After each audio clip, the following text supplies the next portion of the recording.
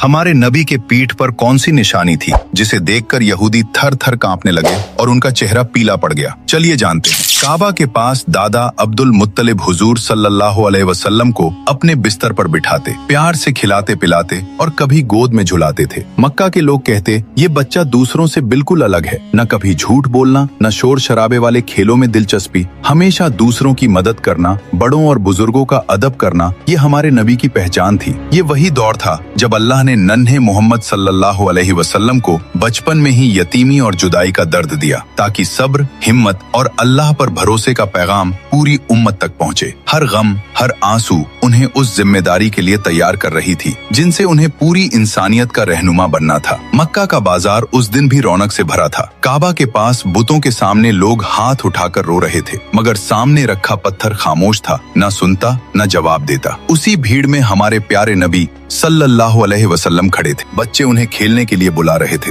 मगर आपकी निगाहें आसमान की तरफ उठी हुई थी, जैसे दिल गवाही दे रहा हो कि ये पत्थर कुछ नहीं कर सकते, अल्लाह ही है जो हर आवाज को सुनता है। उस दिन बाजार में एक यहूदी आलिम भी मौजूद था। उसे तौरात और पुरानी किताबों का बहुत गहरा इल्म था। वो दूर खड़ा ये सब मंजर गौर से देख रहा था। उसके दिल में सवाल उठा, ये बच्चा दूसरों से अलग क्यों है? ये भूतों की तरफ क्यों नहीं देखता? इसकी निगाहें बार बार आसमान की तरफ क्यों उठ जाती हैं? वो धीरे धीरे हमारे नबी के पीछे पीछे चलने लगा। जैसे ही उसकी नजर आपके दोनों कंधों के बीच पड़ी, उसका चेहरा फीका पड़ गया। आपके कंधों के बीच मोहरे नबूवत साफ नजर आ रही थी। यहूदी थर थर कांपने लगा और कांपते हुए कहा, यही वो आखिरी नबी है, यही है वो जिसकी निशानियां हमारी किताबों में सदियों से लिखी है। लेकिन उसी पल उसके दिल में जलन की आग भड़क उठी। उसने सोचा, नबूवत तो हमारी कौम को मिलनी चाहिए थी, ये अरबों का बच्चा कैसे? शाम होते ही वो अपने साथियों के पास पहुंचा, जहां और कई यहूदी आलिम जमा थे। उसने कहा, आज मैंने उसे देख लिया।